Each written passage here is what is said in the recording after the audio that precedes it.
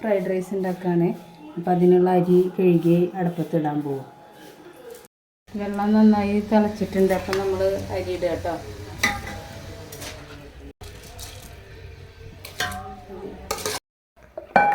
ഇത് ഇഞ്ചി, പച്ചമുളക്, വെളുത്തുള്ളി, ചെറുനാരങ്ങ നീര്, ഉപ്പൊക്കെ ഇട്ടിട്ട് പേസ്റ്റാക്കി വെച്ചിരിക്കുന്നതാണ്.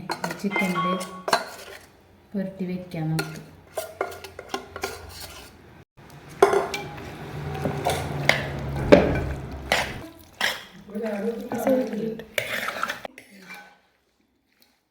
ഇത് 2 മുട്ടയുടെ വെള്ളം മാത്രം എടുത്തിട്ട് ഇതിലൊന്ന് മിക്സ് ചെയ്യുന്നുണ്ട്. പിന്നെ കോൺഫ്ലവറും ഇടുന്നുണ്ട്.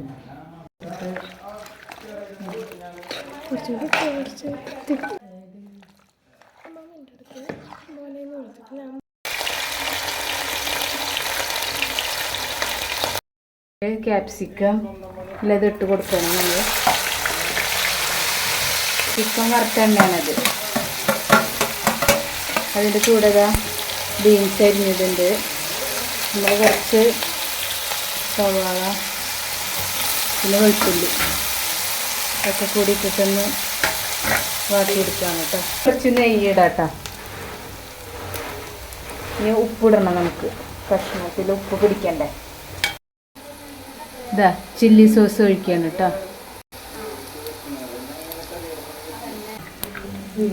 കുറച്ച് മുന്നെടുത്ത് വയ്ക്കണം. Soya sauce,